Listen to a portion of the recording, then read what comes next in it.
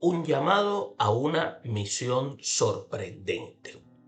Se dice que así como Moisés, todo creyente es llamado por Dios para una tarea especial. Es por eso que el capítulo 3, versículo 5 del libro de Éxodos indica lo siguiente. Dice, y dijo, no te acerques, quita tu calzado de tus pies, porque el lugar que estás tú, tierra santa es. Vamos a estar enfocados en el capítulo 1, o mejor dicho, capítulo 3, versículo 1 al 12 del libro de Éxodos. Y vamos a estar enfocados al menos en tres aspectos importantes. Vamos a ver y comprender lo que es la soberanía de Dios en el llamamiento a sus siervos, como también entender que los 40 años de Moisés como pastor de ovejas fueron un periodo de preparación, como a la misma vez entender como tercer objetivo estar dispuestos a aceptar cualquier llamado que Dios tenga para sus vidas. Tomando estos objetivos en consideración, es importante que hagamos lectura completa del capítulo 3 de Éxodos para poder entender cuál es la intención entonces de todo este evento tan importante en cuanto al llamado a esta tarea. Y es por eso que vamos a estar tomando en esta ocasión este capítulo para un análisis importante. Vamos a ver cómo Dios llama a una persona, lo capacita y lo prepara en el aspecto para trabajar en la función de liderazgo y sobre todo para dirigirlo hacia un propósito que ya Dios había trazado. Y vamos a ver cómo este hombre, Dios comienza a utilizarlo, pero lo importante es cómo comienza a capacitarlo. Por eso vamos a ir a hacer lectura de los versículos 1 al 12 de el capítulo 3 de Éxodo. E iniciamos de la siguiente manera. Dice, apacentando Moisés las ovejas de Jetro, su suegro sacerdote de Madián. Llevó las ovejas a través del desierto y llegó hasta Horeb, monte de Dios. Y se le apareció el ángel de Jehová en una llama de fuego en medio de una zarza, y miró y vio la zarza que ardía en fuego, y la zarza no se consumía. Entonces Moisés dijo, iré yo y veré esta grande visión. ¿Por qué causa la zarza? ¿O por qué causa la zarza no se quema? Viendo Jehová que él iba a ver, lo llamó Dios de en medio de la zarza y dijo, Moisés, Moisés. Y él respondió, heme aquí. Y dijo, no te acerques, quita tu calzado de tus pies, porque el lugar en que tú estás, tierra santa es. Y dijo, yo soy el Dios de tu padre, Dios de Abraham, Dios de Isaac y Dios de Jacob. Entonces Moisés cubrió su rostro porque tuvo miedo de mirar a Dios. Dijo luego Jehová, bien he visto la aflicción de mi pueblo que está en Egipto, y he oído su clamor a causa de sus exactores, pues he conocido sus angustias. Y he descendido para librarlos de mano de los egipcios y sacarlos de aquella tierra a una tierra buena y ancha, a tierra que fluye leche y miel, a los lugares del cananeo, del eteo, del amorreo, del fereceo, del heveo y del jebuseo. El clamor pues de los hijos de Israel ha venido delante de mí, y también he visto la opresión con que los egipcios los oprimen. Ven, por tanto, ahora, y te enviaré a Faraón para que saques de Egipto a mi pueblo, los hijos de Israel. Entonces Moisés respondió a Dios, ¿quién soy yo para que vaya a Faraón y saque de Egipto a los hijos de Israel? Y él respondió, ve, porque yo estaré contigo y esto te será por señal de que yo te he enviado. Cuando hayas sacado de Egipto al pueblo, serviréis a Dios sobre este monte. Como veremos, el desierto fue lo que se llama la escuela donde Dios entonces preparó a Moisés, este gran caudillo, para esta gran tarea en este proceso de liberación de la nación hebrea. Hay otros aspectos que tenemos que ver en este análisis que vamos a iniciar. Tenemos que ver a un Moisés, un hombre modesto que era pastor de ovejas, como también tenemos que observar a Dios cómo Él se identifica. Y vamos a ver cómo Dios llama a Moisés para que liberte a su pueblo hebreo en Egipto. Por lo tanto, vamos a ver que a través de este análisis todo este proceso importante. Por lo tanto, cuando vamos a esta lectura que estamos analizando, podemos observar a través de cada uno de estos acontecimientos que se están dando en la vida de Moisés, es lo que nosotros llamamos el proceso de la fase inicial para la tarea que Dios ha llamado a este hombre.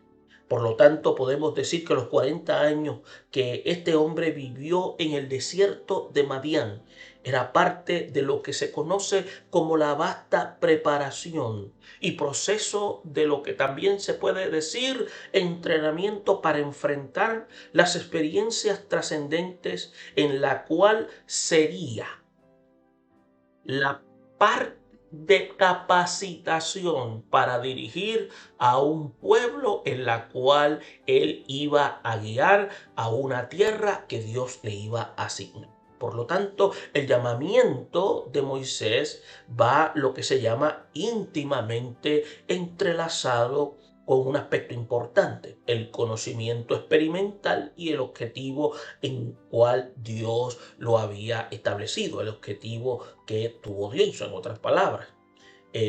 También tenemos que ver que Dios envía a este hombre justiciero y que actúa más bien como justiciero por parte de Dios para sacarlo del cautiverio. Pero en realidad el justiciero viene siendo Dios a través de este caudillo. Y vamos a ver que Dios va a enviar plagas severas sobre Egipto para remover al pueblo hebreo. Por lo tanto, Egipto, a través de su tiranía, va a tratar de impedir la salida del pueblo. También vamos a ver la liberación de una nación de aproximadamente 2 millones de personas, como también la destrucción de todo un ejército que sucumbió bajo las aguas del Mar Rojo cuando intentaba la salida del pueblo de Egipto. Por otra parte, vamos a ver la entrega sobrenatural por la mediación de ángeles de un código legal que ha servido de base para lo que se llama el sistema jurídico de muchas naciones. También vamos a ver la institución de un sistema religioso por medio del cual el pueblo podía llegar a Dios para obtener lo que se llama el perdón de pecados y el favor divino. Por otra parte, vamos a ver la formación oficial de una nación integrada por 12 tribus. En otras palabras, la salida de Egipto iba a constituir la iniciación de una nación en la cual iba a ser establecida de manera formal. También la preservación milagrosa de un pueblo en medio de un inhóspito, candente y árido desierto. También la derrota de naciones inmisericordes que no tuvieron lo que se llama compasión de un pueblo peregrino. Y también la preservación celestial de miles y miles de personas, gracias a los milagros divinos que le proveyeron agua, pan, sombra durante el día y durante la noche. Ahora, todo esto se gestó en lo que podremos decir los planes eternos del Todopoderoso. Pero todo esto también tenemos que indicar que tuvo su inicio dentro de el plan divino, en la cual entonces Moisés iba a jugar un papel determinante. Y es por eso que desde una zarza en el monte Horeb, mientras él pastoreaba las ovejas, comienza toda esta fase. Y tenemos que iniciar diciendo cómo este hombre modesto, que era pastor de ovejas, comienza esta travesía. Y a través de los versículos 1 y 4 vemos que él, que estaba apacentando ovejas de su suegro Jetro, que era sacerdote de Madián, llevó entonces las ovejas a través del desierto y llegó hacia ese monte Horeb, conocido como Monte de Dios, que habían transcurrido, entiéndase, unos 40 años desde la ocasión en que Moisés mató al egipcio y huyó de Egipto. Entonces, durante todo ese tiempo había vivido en Madián, un territorio que tanto el lado este como al oeste del Golfo. Y tenemos que ver que la vida de Moisés se divide, podríamos decir que en 3 periodos de 40 años cada uno. 40 años en Egipto, 40 años en Madián al servicio de su suegro y 40 años como líder del pueblo de Dios en el éxodo hacia la tierra prometida. También, aunque el Señor no le permitió entrar a la tierra de promisión, no obstante, alcanzó una edad avanzada sin perder lo que se llama su vigor ni la fuerza de sus ojos. Por eso es que se dice que era Moisés de edad de 120 años cuando murió. Cuando dice que sus ojos nunca se oscurecieron ni perdió su vigor. Por lo tanto, en el versículo 1 nos llama mucho la atención el hecho de que el suegro de Moisés, llamado Jetro, cuando en el capítulo anterior se le menciona como el nombre de Reuel, entiéndase en el capítulo 2, versículo 18 de Éxodo, y lo más raro es que en Números 10:20 se le llama Obad, y es importante que entendamos esto, y es una explicación que dan los comentaristas para estos aspectos, que es la palabra suegro en hebreo, que es también shomen, que además significa suegro y se usa también para cuñado y para yerno. Pero también tenemos que ver que en Génesis 19:14 se traduce como yerno. Por tanto, esta palabra se usa para un familiar por matrimonio. Ahora, uno de los argumentos que se utilizan era que se usa que habían pasado, mejor dicho, 40 años desde que Moisés había conocido a su suegro y para el tiempo en que tuvo la visión en Horeb. Y según él, ya su suegro había ya fallecido y que lo más probable es que Jetro haya sido su cuñado. Ahora, hay explicaciones que tienen sentido y no es apoyada por algunos traductores que en la mayoría optan más bien por el término suegro y no cuñado. Ahora, otra explicación que surge es que estos tres nombres para la misma persona, entiéndase Reuel, Jetro y Obab, es quizás que provengan de tres idiomas distintos, el que se hablaba en Egipto, en el de Madián y el hebreo. Otra tercera explicación es que tiene sentido que se le haya conocido como con dos nombres. El tercero haya sido una especie de título por su posición sacerdotal y príncipe de Madián. Ahora, esto es información adicional para que cuando hagamos lectura del capítulos o de los libros de Éxodo, también del libro de Números, podamos entender quién son estos nombres y a quién se está refiriendo. Ahora, tenemos que ver que Dios habla desde una zarza.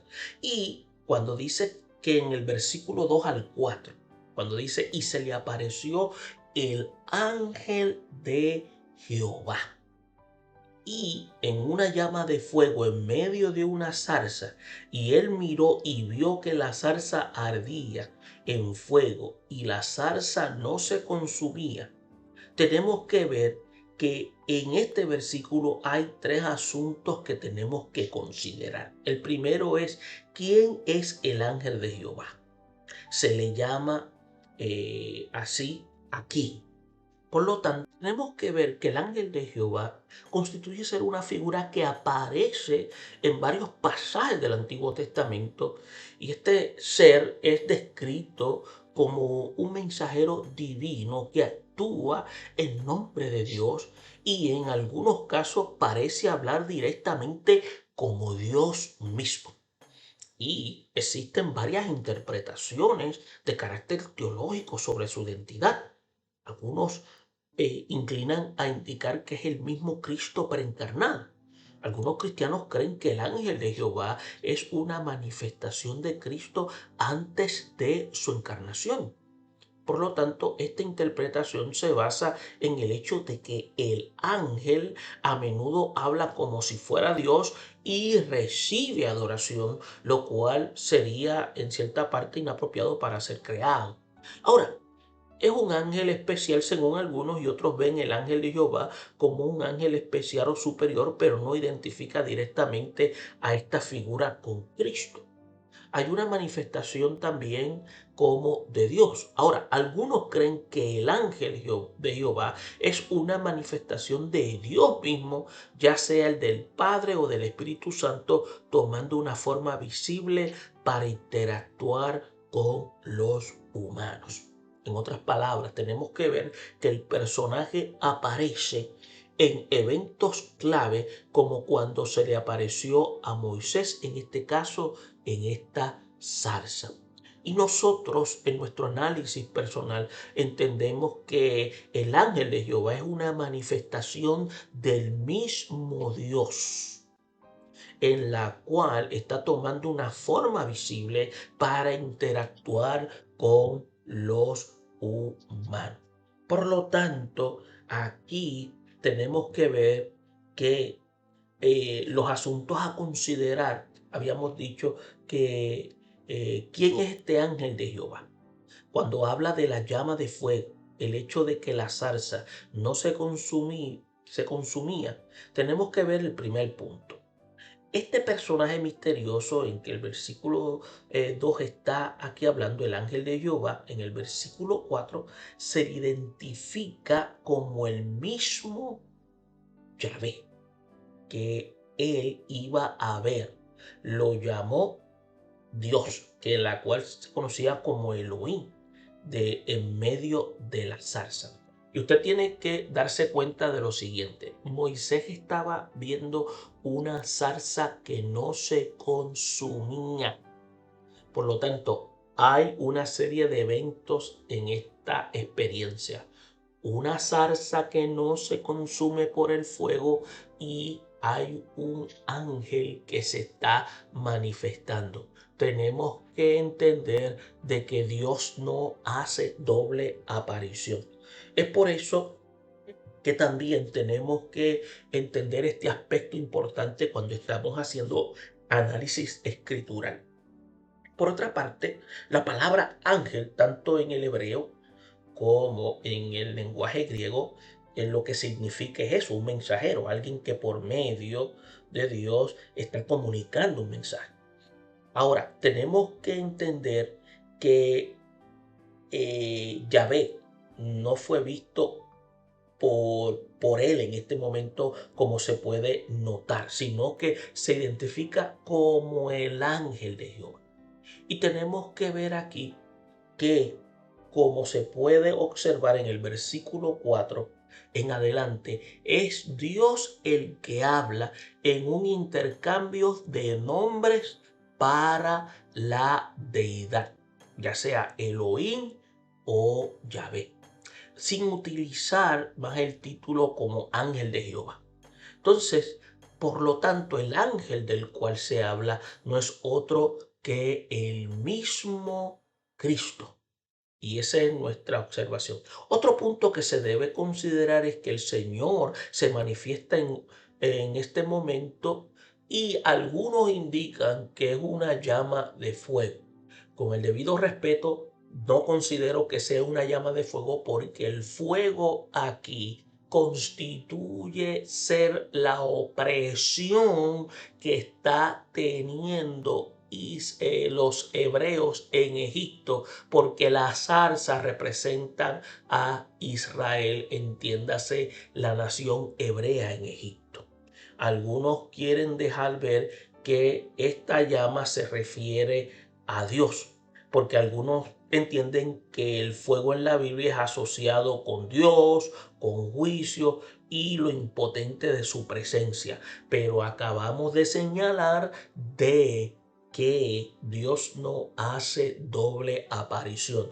Si está el ángel de Jehová hablando y hay un fuego y hay una zarza, quiere decir que él va a emitir un mensaje, el fuego tiene una representación y la zarza también tiene otra. Por lo tanto, nuestra observación es la siguiente: implica que la zarza constituye ser el pueblo hebreo, siendo entonces oprimido por Ramsés II, que representa Egipto, que es el imperio en ese momento que está actuando como opresor. Tenemos que ver también que Dios mismo se identifica. Y tenemos que ver en el versículo 5 al 6 lo siguiente. Y dijo: no te acerques, quita tu calzado de tus pies, porque el lugar que tú estás, tierra santa es. La primera orden de Dios a Moisés fue que no se acercara a la zarza desde donde le estaba hablando. Ahora, usted va a notar que Dios le llama en dos ocasiones. Hay un aspecto importante porque cuando Dios llama dos veces, dentro del contexto hebreo indica que puede ser un acto de reprimenda, y cuando Dios llama tres veces puede ser un llamado.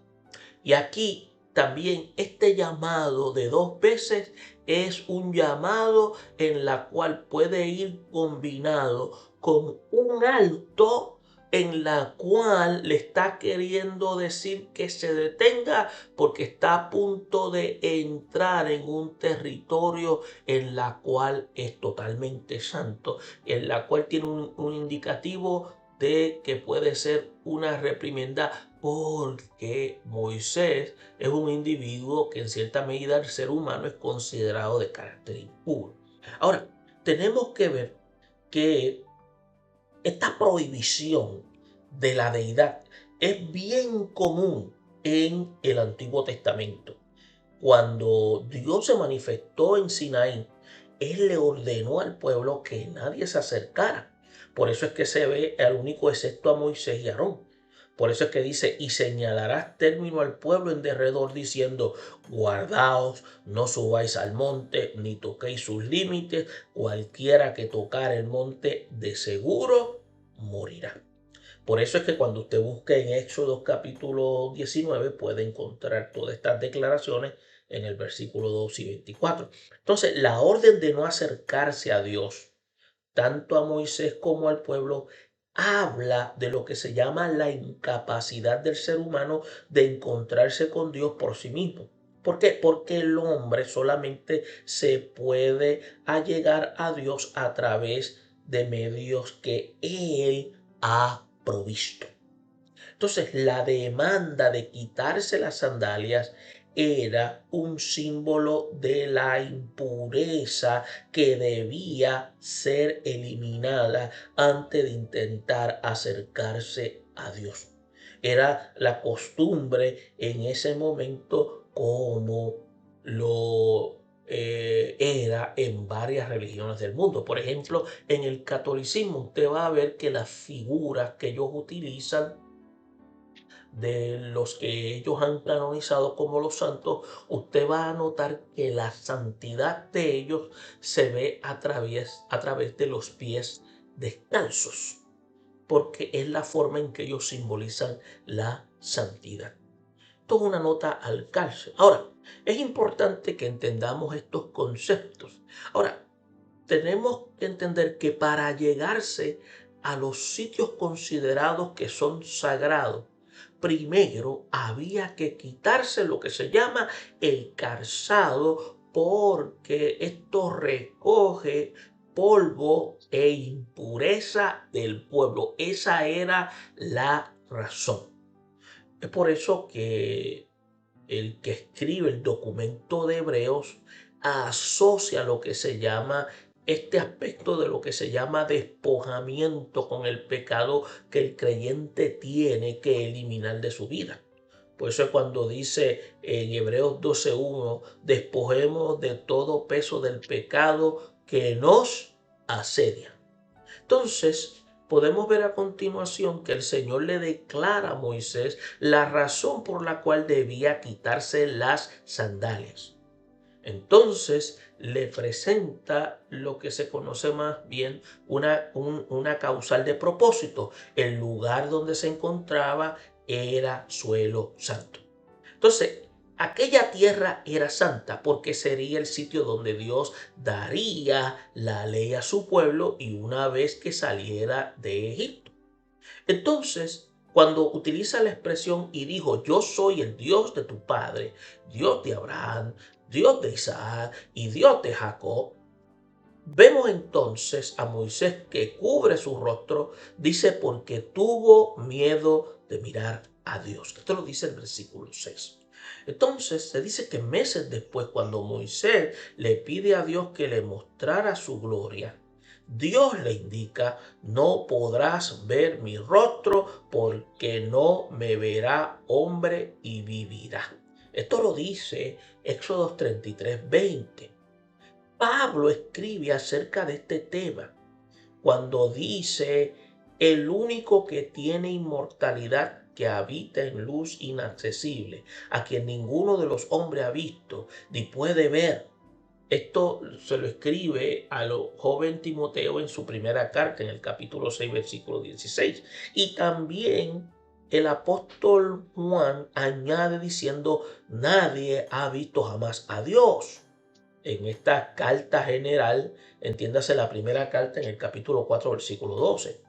Por lo tanto, Dios es tan majestuoso que el ser humano no resiste contemplar su gloria y majestad. Entonces tenemos que entender que fue por eso que Moisés tiene miedo de mirar a Dios. Luego dijo Jehová, bien he visto la aflicción de mi pueblo que está en Egipto y oído su clamor a causa de sus exactores. Pues he conocido su angustia y he descendido para librarlos de manos de los egipcios y sacarlos de aquella tierra a una tierra buena y ancha, a tierra que fluye leche y miel, a lugares del cananeo, del eteo, del amorreo, del fereceo, del heveo y del jebuseo. Entonces tenemos que ver que hay 4 verbos en el participio pasado que describen lo que se llama la información que Dios tenía de la condición de su pueblo. Cuando dice he visto, he oído, he conocido, he descendido.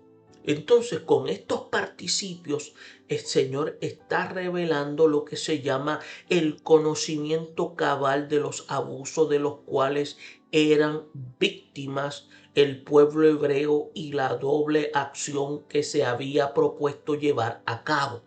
En primer lugar, traer un juicio sobre opresores en este caso, los egipcios, y en segundo lugar, la liberación y la transportación de su pueblo a una tierra que reunía 3 características. Una que era buena, era ancha y donde fluía entonces leche y miel, en la cual indicaba que era abundante para bendición de todos aquellos.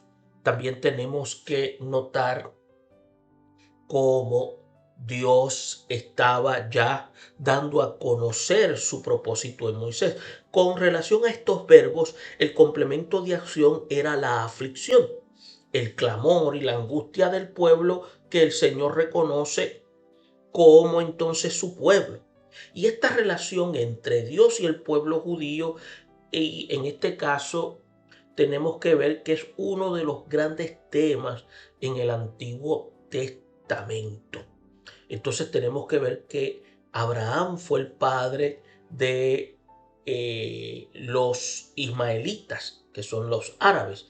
Isaac es de los edomitas por parte de Esaú. Jacob es el de las 12 tribus que formaron el pueblo de Israel. El único que Dios reconoce como tal, entonces fue con este pueblo con el cual hizo alianza cuando les dio la ley en el monte Sinaí. Al hacerlo, tenemos que ver que Dios usó como preámbulo las palabras: yo soy Jehová tu Dios, que te saqué de la tierra de Egipto, de casa de servidumbre. Entonces tenemos que ver aquí, cuando utiliza esta expresión en Éxodo 22, y tenemos que notar cómo Dios se da a conocer a través de esta declaración. En la línea recta de esta relación, los extremos eran por un lado Jehová y por otro lado el pueblo que había sacado de la esclavitud egipcia, y solamente aquellos que han sido liberados por Dios de la esclavitud del mundo son reconocidos como el pueblo escogido. Entonces, la tierra a la cual Dios prometió de llevar a su pueblo era la tierra que había asignado a Abraham, a Isaac y a Jacob. Entonces, tenemos que ver que Dios la llama buena por su fertilidad, ancha en contraste a la tierra de Gosén en Egipto, y que era una mera reservación en aquel tiempo donde fluía leche y miel. Por este aspecto de leche y miel se refiere a la abundancia de su ganadería y flores silvestres. Ahora, tenemos que ver como tercer aspecto es que Dios llama a Moisés para que liberte al pueblo. Cuando vamos a los versículos 9 y 10, tenemos que ver que el clamor, cuando dice, pues de los hijos de Israel ha venido delante de mí, y también he visto la opresión con que los egipcios lo oprimen. Vemos por tanto ahora, y te enviaré a Faraón para que saques de Egipto a mi pueblo, los hijos de Israel, como dice el versículo 9 y 10, como ya se había indicado, hay palabras claves que explican en parte el porqué de la aparición de Dios a Moisés, y además de la aflicción que se manifiesta en el pueblo, como también el clamor, como también la angustia. Y ya mencionadas están lo que se llaman exactores, librarlos, sacarlos, opresión, y términos como saques. Entonces, dentro de los trabajos que le esperaban a Moisés, se encontraban en primer lugar el de libertarlos. Por lo tanto, él iba a ejercer una función de libertador. La liberación de un pueblo que llevaba más de 400 años aproximadamente, vamos a ser más exactos, 430 años de opresión y humillación, era ya el momento de removerlos de ese periodo. Por lo tanto, la vocación de Moisés se asemejó mucho a la de nuestro Señor Jesucristo, quien dijo al principio de su ministerio que había sido ungido para libertar. El Espíritu del Señor está sobre mí, como dijo Jesús, por cuanto me ha ungido para dar buenas nuevas a los pobres, me ha enviado a sanar a los quebrantados de corazón, a pregonar la libertad a los cautivos, a visitar a los ciegos, a poner libertad a los oprimidos, a predicar el año agradable del Señor. Entonces tenemos que ver esta similitud entre ministerios que es obvia porque ambos fueron agentes de liberación, confrontaron al principio de sus ministerios al opresor de sus pueblos. También tenemos que ver que hicieron milagros extraordinarios, comprobando así la procedencia celestial de sus ministerios, e iniciaron lo que se llama la jornada de sus pueblos y hacia la tierra que Dios les había indicado. Por otra parte, proveyeron agua, pan para que sus pueblos llegaran a sus sitios prometidos, y tenemos que ver que ambos fueron destinados para acompañar a su pueblo durante toda la peregrinación hasta sus destinos finales. Por otra parte, el enemigo tenemos que ver que ha inventado innumerables formas de oprimir al ser humano, por la cual entonces vemos cómo Jesús dijo: y conoceréis la verdad, y la verdad os hará libre. Entonces, así es que el Hijo os libertará. Cuando dice: así que si el Hijo os libertare, seréis verdaderamente libres. Entonces tenemos que ver, por otra parte, que Moisés reconoce sus limitaciones. Cuando dice: entonces Moisés respondió a Dios: ¿quién soy yo para que vaya a Faraón y saque de Egipto a los hijos de Israel? Y él respondió: ve, porque yo estaré contigo, y esto le será por señal de que yo te he enviado. Cuando hayas sacado de Egipto al pueblo, serviréis a Dios sobre este monte, entiéndase el monte Oreb. Estos son lo que se llaman versículos que contienen 3 puntos importantes. Número 1, el reconocimiento de parte de Moisés de sus limitaciones personales para cumplir con la enorme tarea que Dios le había asignado. El segundo aspecto, la promesa del Señor de que estaría con él para que pudiera hacer lo que se le estaba indicando. Y el tercer aspecto, la señal que confirmaba el origen divino de su tarea. Por lo tanto, cuando hay que decir en cada uno de estos puntos, dada la importancia de ellos, tenemos que considerar esta división únicamente en cuanto al primero y los otros dos en resumen de este análisis. Moisés reconoce sus limitaciones personales para cumplir la tarea que Dios le estaba asignando. Por lo tanto, si usted analiza, hay predicadores y comentaristas bíblicos que ven de una manera negativa que Moisés haya temido confrontar la misión para la cual Dios la estaba llamando. Pero tenemos que entender lo siguiente. Tenemos que ver que es parte de la naturaleza humana a veces cuestionarnos porque nosotros reconocemos nuestras limitaciones. Tenemos que ver que esta molestia de parte de este hombre era parte de su naturaleza. Cuando Moisés asume una actitud negativa, esto a veces vemos que es producto de su naturaleza. Aunque vemos que esta actitud negativa provoca disgusto ante Dios, esto molesta de parte de Dios, de cual se habla en la cita indicada, fue lo que se llama la resistencia de Moisés frente al llamado divino. Pero déjenme decirle, estamos viendo a un ser humano que está actuando como lo que es. Pero enfrentar a un monarca mundial más poderoso de ese entonces y sacar a una nación de aproximadamente 2 millones de personas y conducirla por todo un desierto hasta una tierra desconocida, teniendo la avanzada edad de 80 años, no era para decirle al Señor con toda tranquilidad: no te preocupes, yo lo puedo hacer. Déjeme decirle, si nosotros estuviéramos en la misma posición de Moisés, estamos seguros que hubiésemos hecho las mismas preguntas. Por lo tanto, la respuesta de Moisés, aunque suene negativa, habla también de su humanidad, como también habla de su humildad. Hay aquellos que se consideran lo que se llama autosuficientes para hacer la obra de Dios. Por eso bien lo había escrito el apóstol Pablo: no que seamos competentes por nosotros mismos para pensar algo como de nosotros mismos, sino que nuestra competencia proviene del mismo Dios. Como dice la carta de Corintios, la segunda carta, capítulo 3, versículo 5.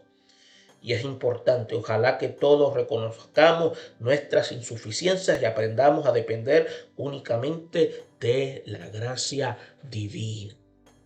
Por eso tenemos que analizar lo que enseña esta clase en cuanto a lo que respecta a Moisés. Hemos dejado de manera intencional dos puntos relevantes. La promesa del Señor de que estaría con Moisés para que pudiera hacer lo que se le estaba indicando cuando dice: ve porque yo estaré contigo. Mas delante de Dios le reiteró a Moisés que le acompañaría en todo tiempo hasta que hubiese concluido su misión. Y este es un punto clave en la Biblia, en el llamamiento que Dios hizo a quienes escogió para tareas especiales. A ninguno le dejó con la preocupación de que haría su trabajo sin contar con su presencia divina y sin los recursos celestiales con los cuales se llevan a cabo las tareas del reino de Dios. Por otra parte, cuando José fue vendido por sus hermanos y luego encarcelado injustamente, el relato bíblico dice que Jehová estaba con José y fue varón próspero. Pero Jehová estaba con José y le extendió su misericordia. Y cuando Dios está con los que escoge para una tarea especial, siempre los prospera. Y cuando la Biblia habla de que Josué, el Señor le dijo: como estuve con Moisés, estaré contigo, no te dejaré ni te desampararé. También tenemos que ver que esta misma realidad es para todos los creyentes. Cuando dice: y he aquí yo estoy con vosotros todos los días hasta el fin del mundo. Amén. También la señal de que confirmará el origen divino de la misión encomendada, y esto te será por señal de que yo te he enviado. Lo mismo encontramos en el resto de la Escritura con las personas llamadas por el Señor. La garantía de que habría pruebas de haber sido llamados por Dios. La iglesia no es una excepción, ya que Cristo mismo lo indicó, y estas señales seguirán a los que creen. Y el mismo evangelista Marcos concluye en su evangelio diciendo: y ellos salieron predicando en todas partes, ayudándoles, y el Señor confirmando la palabra con las señales que les seguían. ¿Cuánto necesita la iglesia contemporánea? Las señales genuinas del Espíritu Santo. Bendiciones. Un llamado a una